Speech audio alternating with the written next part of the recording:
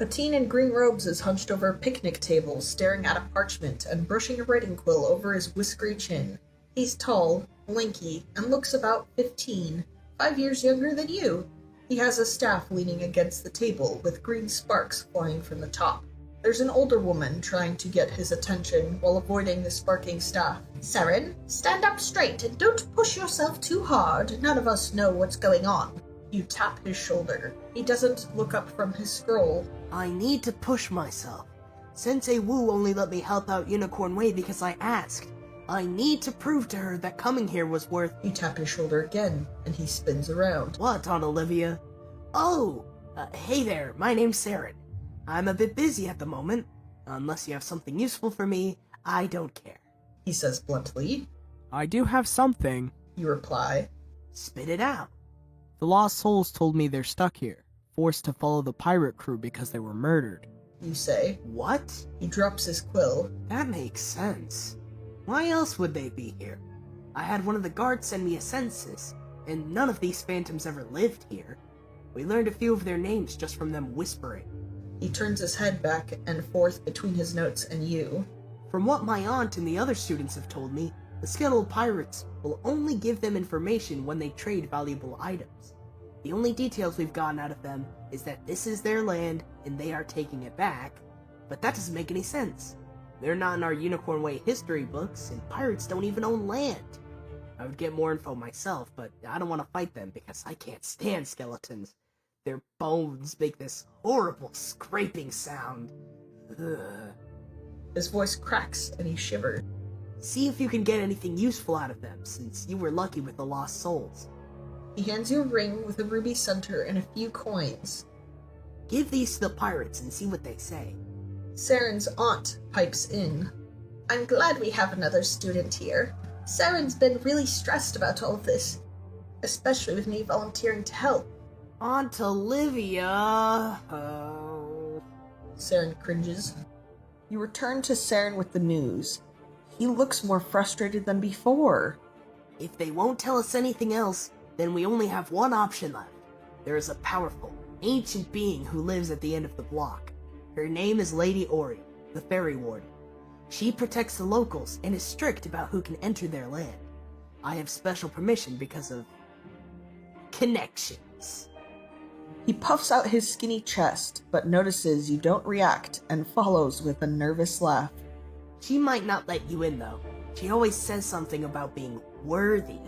But she's lived here longer than anyone in the neighborhood, so she should know more. I'll take you to her if you protect me. Let's get some answers about this rattle in the darkness.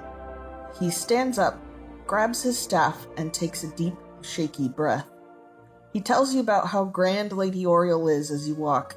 He snakes the both of you through back entrances and says she's what inspired him to become a life wizard. Oh, it's you, Ceren. Why was there no warning? Ceren opens his mouth, but Lady Oriole continues. I will allow you in, even though you are trespassing. She bows her head, and her wings keep her steady. Is there something you need? Ceren Nightchant steps forward and twiddles his thumbs. We're trying to rid the area of pirates, but we can't figure out why they're here. They've told us it's their land and that they'll rattle in the darkness. Do you know anything about this? The angelic being raises her chin and looks down on you and Ceren. I will provide information if you do me a favor. My people are being corrupted and trapped. I have been unable to keep up with dismantling the cages. If you free a few of them, I will answer your questions. We'll do whatever we can, Ceren says and returns a bow. You both reconvene at the gazebo. I had no idea she had a past with Rattlebones, or that Rattlebones was ever here before. Lady Oriole wrote Unicorn Way a history. Why would she leave out such vital information? He glares at the history book on the picnic table. I feel lied to. No wonder she's what inspired him. This book probably covers everything that's great about her. Why would a flawless angel write about their mistakes? Ceren continues. At least we know the truth and why he's here. I'm confident that when we take him out, his crew and the Phantoms will leave with him, since he's the cause of all this. Private Connolly waddles over. I got word from Private Orion. We know where Rattlebones is hiding. He's in this tower. He points to a map on the stone picnic table. You dissuaded those darkened fairies better than I could have. Ceren admits to you. If we get to this tower, do you believe that you can defeat him? You rush to Ceren and give him the news, along with showing him the heavy, scholarly book. With Rattlebones gone, the guards and wizards here should be able to drive away the rest of the undead horde, all thanks to you. I'm going to help my family back into our house and tell them about the secrets of the street. You shake the book at him. I just returned that tome to the library. Doesn't seem that important. I'm so glad I can finally get my neighborhood back, and I can give Sensei Wu the good news! He dips his quill in ink and scribbles about what transpired. I do have something. You reply. Spit it out. The Lost Souls told me they're stuck here, forced to follow the pirate crew because they were murdered. You say. What? He drops his quill. That makes sense. Why else would they be here? We did as you asked. You say.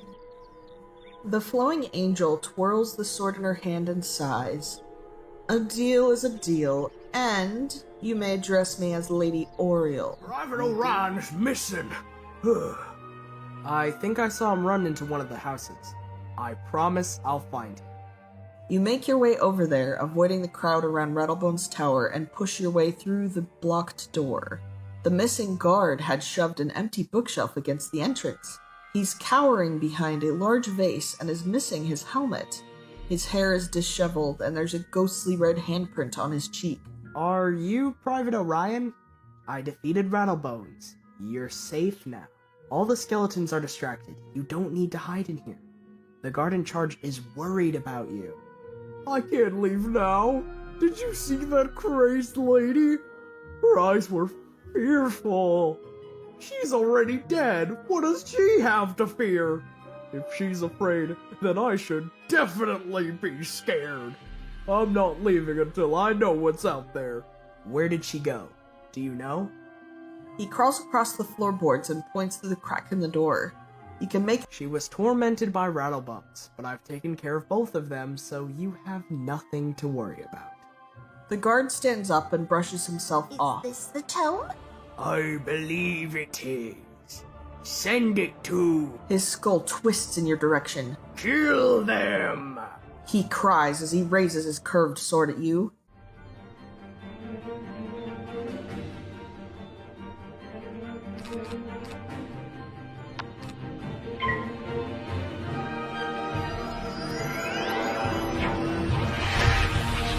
After a few spells, the fairy lays unmoving on the floor with the large book on top of her.